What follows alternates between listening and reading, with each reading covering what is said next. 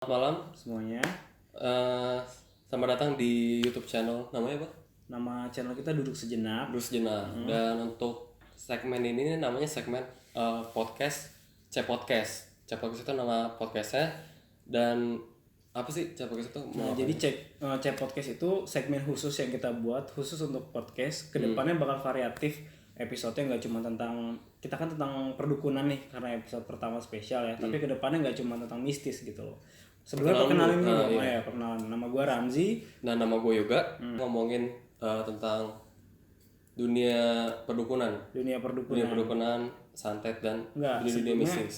kenapa kita ngambil tema perdukunan? Itu kenapa? Oh, jadi gue sebelum kesini gue cerita ke Ramzi tentang film yang gue tonton, nah film Hereditary. Hereditary. Jadi sutradaranya sama dengan Midsommar. Midsommar. Midsommar. Ya, jadi filmnya sih secara tema besar itu kompleks, cuman intinya adalah tentang persekte, tentang sekte, tentang perdukunan atau bisa juga kita bilang semacam apa ya? Santet. Santet. Tipe-tipe santet lah. Dudol gitu. Hmm. Nah, langsung aja. Jadi sepanjang video ini kita bakal bahas tentang 4 hal. Persantetan, terus tentang pesugihan, tentang pelet, dan juga tentang susuk. Untuk topik yang pertama yaitu tentang santet, mungkin lu bisa jelasin nih ke penonton santet itu apa secara definisinya. Nah, definisi santet itu sebenarnya banyak banget. Tapi kalau cari di internet, cuman gue dapat nih buku.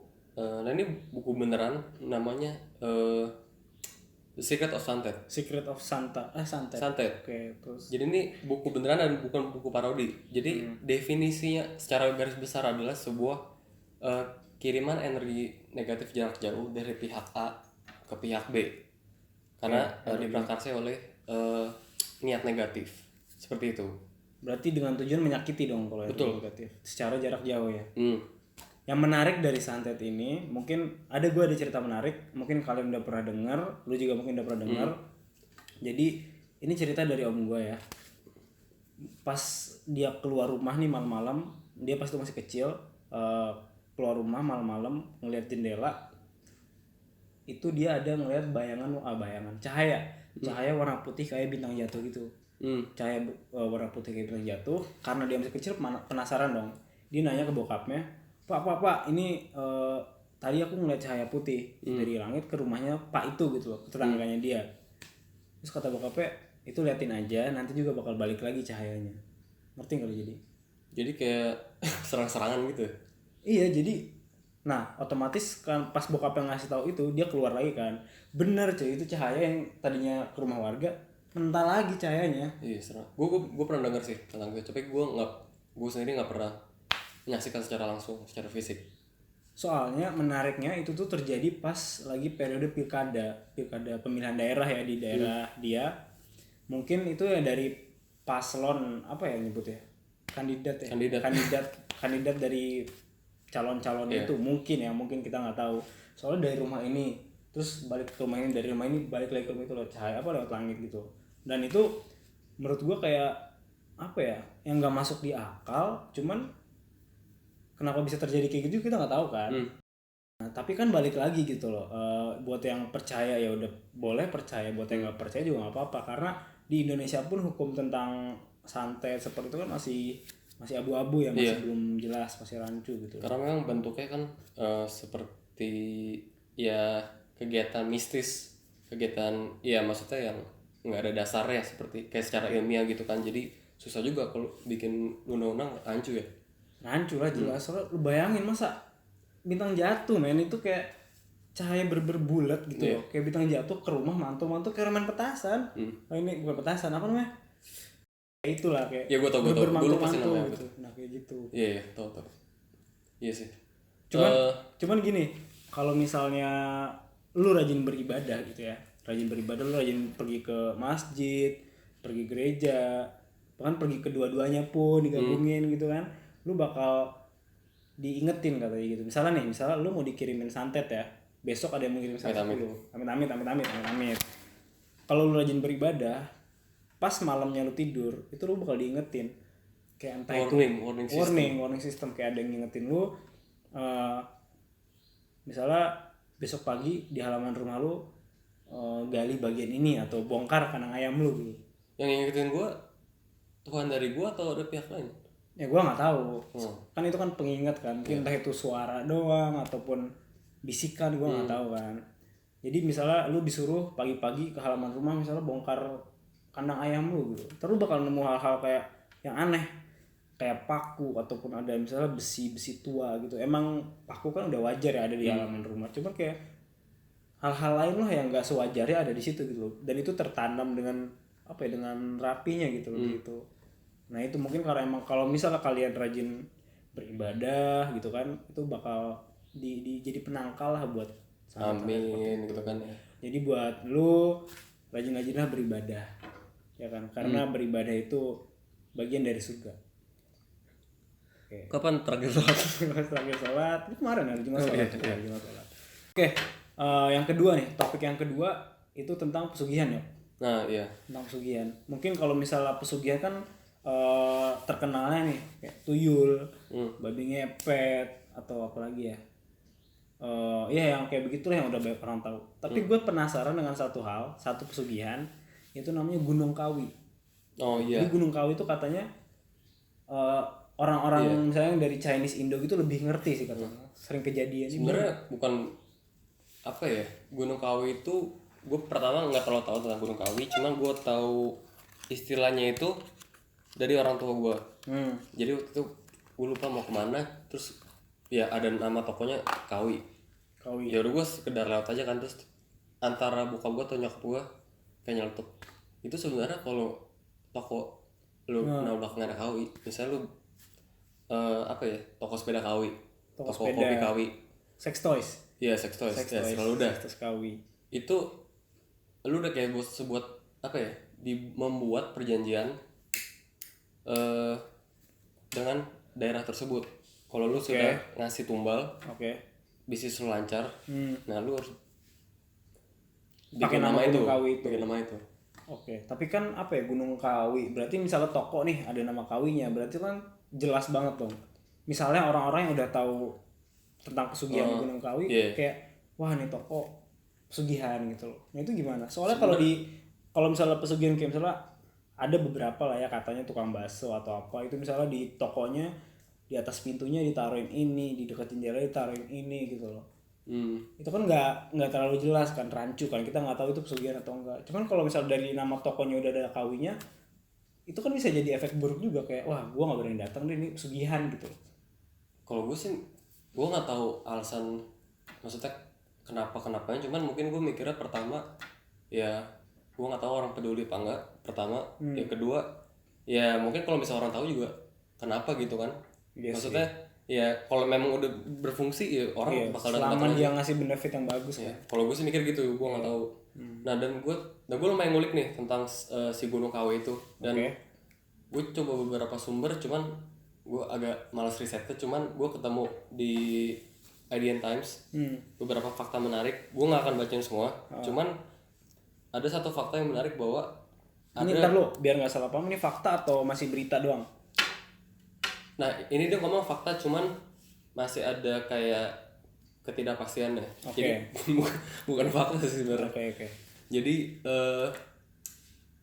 dia ngomong bahwa ada 2 tokoh yang mempunyai bisnis besar. Bisnisnya lu pasti tahu. Satu dari narkoba. Bukan. Bukan. Satu dari bukan alat hisap sih. Seperti tembakau. Tembakau. Tembakau. Yang pertama itu yang kedua itu perusahaan finansial. Finansial yang menyimpan uang-uang kita. Warnanya jangan ngeri. Penyebar hoax penjara. Terus itu kan masih berindikasi. Pas gua ngulik itu ternyata Gunung Kawi ini dia letaknya di Malang. Di Malang. Jadi sebenarnya dulu itu hanya digunakan untuk tempat spiritual. Cuma kebelakangan banyak disalahgunakan. Seperti itu intinya. Kalau itu dari Gunung Kawi perspektif gua. Kalau misalnya emang buat sekedar spiritual kan setiap orang punya cara untuk apa ya melakukan spiritualnya masing-masing kan. Ada yang entah itu semedi, intinya jasmani dia terpenuhi kan secara jasmani. Tapi kalau misalnya mau digunakan yang buat pesugihan ya apa ya salah juga sih sebenarnya kan. Tapi balik lagi percaya nggak percaya kan, ada yang emang udah kebukti, ada yang masih rancu gitu. Kita nggak bisa sepenuhnya ngasih itu fakta gitu loh. Gue kan orang yang nggak terlalu ngerti banget. Nah, jadi ada kayak konsep simpel di mana lu datang ke tempat pesugihan, lu ngasih tumbal lu, terus lu meminta permintaan yang lu inginkan, misalnya bisnis lu lancar atau segala macem, terus terkabulkan. Nah, terus maksudnya dia ngasih duit atau gimana sih? Gue bingung sih di situ. Kalau pesugihan kan menurut gue ya emang buat memperkaya kan. Sugi kan dari bahasa Jawa kalau nggak salah. Sugi itu kan kaya, memperkaya. Entah itu uangnya datang dari atas, tapi kayaknya nggak mungkin sih kalau dari atas. Mungkin bisnis lu penonton pengunjung lu jadi rame, jadi lu generate keuntungan lu jadi lebih banyak gitu. Mungkin kan kita juga, gua kan sama Yoga belum pernah nyoba secara langsung kan pesugihan. Mungkin nanti kalau misalnya kita ada kalau ini nggak laku gitu situ. Pasti sih, pasti. Nah, selain pesugihan Gunung Kawi kan tadi gue sempet nyebutin tuh kayak tuyul gitu kan. Beberapa orang tuh emang apa ya, banyak yang mempercayai tentang pesugihan tuyul gitu loh. Kayak gini deh misalnya, gue pernah nih lagi sama temen gue kan, lagi ngeliat di situ lagi ada apa ya kayak bazar pameran gitu. Salah satu toko baju pameran baju lah gitu. Terus teman gue tuh berdirinya kayak istirahat di tempat gitu kan, agak bungkuk dikit.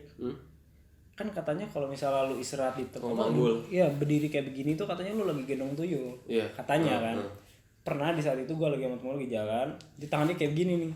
Terus tiba-tiba ada mbak-mbak boot dari baju itu bilang, "Mas, lu melihara tuyul ya?" kata gue. Wih, temen gue kaget dong. Iya, kayak temen gue kaget dong. Temen gue kayak, "Enggak nih, saya kayak gini." Tuh tuyulnya jatuh tuh. Nggak, dia kayak begini tuh enggak, saya nggak kenapa-napa. Jadi kayak persepsi orang kayak buat yang mereka yang percaya tuyul ya, kayak kalau lu berdiri kayak gitu katanya gendong tuyul, itu menurut gua nggak masuk akal sih. Kayak lu TNI istirahat di tempat juga masa mereka semua gendong tuyul, kan nggak mungkin. Bisa ya kan? Iya, nggak, soalnya juga kan kalau misalnya dia makhluk apa ya ngomongnya yang keren ya, metafizikal. Iya, metafizikal. Yang nggak ada ya nggak ada secara fisik kan, ngapain di dia bisa ditumpa gitu kan. Lanjut ke topik ketiga, yaitu tentang pelet memelet nih. Ini banyak banget cowok-cowok yang mungkin ngelakuin itu ya, yang istilah apa, cinta ditolak dukun bertindak gitu. Pelet ya, yang menarik dari pelet itu katanya lu dengan kebanyakan ya, kalau di film-film kita taunya entah itu dari misalnya rambut lawan jenis yang lu suka nih diambil, entah itu satu helai atau dua helai, ataupun foto gitu, misalnya foto dari yang lu suka dibawa ke si dukun itu gitu misalnya, kan kita nggak tahu. Itu entah kenapa katanya dampaknya si lawan jenis akan tertarik sama kita ya, rambut dari tubuh mana aja wanita. Nah tapi gue pernah baca di berita juga ini sering dipakai sama pelakor ya, pencuri laki orang. Pencuri laki orang, gue baca di berita ya, bukan gue yang ini sendiri, ntar gue sebutin ya beritanya, gue lupa. Jadi sering dipakai pelakor, dan ini cara paling ampuh buat pelet. Jadi pakai jembut cuy, pakai jembut yang dia suka gitu. Misalnya ada si pelakor ngewe sama pejabat gitu, misalnya pejabat. Make sense sih. Iya, jadi kayak saya kan di situ semua tuh. Kan jembutnya rontok tuh. Saya kan di situ semua. Iya. Hasratnya. Entah itu bulu plastik dikantong-kantongin dulu kan kita nggak tahu kan. Nah makanya kalau pakai bulu kemaluannya itu paling manjur, paling berkhasiat lah katanya, dampaknya gitu dijamin. Tapi maksudnya selain itu juga bisa, cuman dampak paling besar di situ. Yang tadi gue bilangin kan, medianya bisa melalui rambut biasa atau foto atau akta kelahiran, kartu keluarga, KTP kan gue nggak tahu kan. Tapi yang katanya paling manjur itu pakai bulu kemaluan itu gitu loh. Makanya banyak pelakor-pelakor yang apa ya, akhir-akhir ini kan banyak tuh kasusnya tuh pelakor yang ngerebut suami ini gitu, sampai ribut kemana-mana. Ya mungkin kan kita nggak tahu kan di balik itu Mungkin mereka nyari jemput orang gitu. jemput orang kan ini. Heeh. Tapi kalau salah jemput gimana ya misalnya? Misalnya yang diambil salah jemput jemput siapa gitu kan, yang diambil kan tiba-tiba suka ya, kita nggak tahu kan. Heeh. Nah kalau itu kan dari pelet Heeh. ada nih satu cara lagi yang kita nggak harus menuju ke satu orang gitu loh, yaitu susuk. Susuk ya, jadi susuk itu kita naruh sesuatu, menanamkan sesuatu di badan kita, di salah satu di bagian badan kita, untuk memancarkan karisma kita, aura kita gitu loh, ke orang-orang sekitar gitu. Karisma Motor ya. Nah, ini skip. Lucu. Nah tapi di pelet ini di susuk ini ada hal yang serem banget, lebih serem dari santet, lebih serem dari pesugihan gitu. Misalnya lu masang susuknya, misal dia masang susuk, nah itu jarum gitu kan ditanam di muka dia masang susuk. Itu kalau misalnya dia pernah masang susuk terus amit-amit dia udah tua gitu kan, misalnya sakit mati gitu ya, meninggalnya bukan karena pelet ya, emang karena sakit gitu misalnya, itu dia nggak akan diterima sama bumi cuy pas dia mati. Jadi lu bakal susah matinya. Sekalipun mati katanya arwah lu tuh nggak diterima di akhirat gitu loh. Itu yang gua tahu ya. Jadi gimana caranya biar orang yang masang susuk pas meninggal diterima di akhirat? Ya caranya harus dicabut susuknya, harus dicabut. Tapi kan kita nggak tahu kan, beberapa orang nggak tahu kan dia pernah masang susuk atau enggak, kan kita nggak tahu dong. Ya kan, misalnya nih lu meninggal, lu meninggal karena. Tapi indikasinya harus orang yang punya karisma kan berarti. Kalau yang masang susuk. Iya. Ya kan nggak semua orang yang nggak semua orang yang punya karisma punya masang susuk. Yang berkarisma atau kayak dia langsung kayak ganteng gitu maksudnya? Ya gue nggak tahu, mungkin ya kalau misalnya masang susuk bisa jadi langsung ganteng, mungkin operasi plastik nggak ada di dunia ini, ya kan? Mungkin ada aura sendiri atau karisma yang terpancar gitu loh. Nah balik lagi yang kata gue, kalau orang masang susuk itu meninggal susah. Jadi gini, caranya adalah kan dicabut nih susuk yang pernah dia tanam. Itu cara satu-satunya adalah arwah dia pas dia meninggal itu bakal nyamperin orang yang tahu gitu loh. Misalnya gue nganterin dia masang susuk ke dukun atau orang-orang bisa gitu.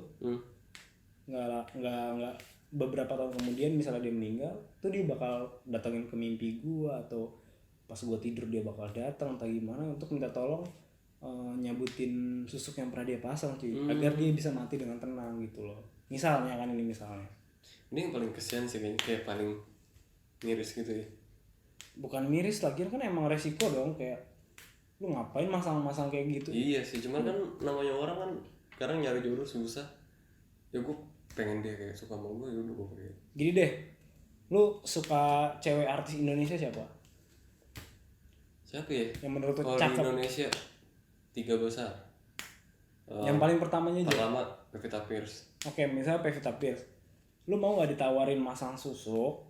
Enggak lah anjir, aduh gue gak bisa bayangin sih kalau misalnya itu beneran ya. Nah makanya itu kan, jadi bukannya Pevita gak worth it ya. Nah iya, karena resikonya terlalu besar. Iya, mendingan cari yang ya udah yang emang suka sama lu gitu kan gitu. Berarti itu adalah 4 tipe 4 kekuatan aktivitas mistis yang mungkin bisa, kalau mungkin yang tertarik jangan dipakai, tapi di riset aja, ngulik, siapa tahu bosen gitu kan ya. Kan dengan adanya kita diskusi kayak gini kan otomatis kayak wah ada cerita menarik, cerita baru yang mungkin kalian nih tadinya mau masang pelet, mau masang susuk atau mau nyantet orang, kayak mikir 2 kali gitu. Jadi buat kalian hindarilah kegiatan-kegiatan yang tidak berguna itu gitu. Perlu diingat kita di sini bukan expert, cuman sharing aja ya. Sharing. Body shaming. Nah mungkin segitu aja. Episode kedepannya mungkin kita bakal, entah itu kita bakal ngelanjutin ini atau kita bakal lebih variatif lagi, tergantung kita diskusin respon lah. Ya, tergantung respon dari kalian juga. Oke, yuk. Gue Yoga. Gua Ramzi, sampai ketemu di episode selanjutnya. Bye. Wih.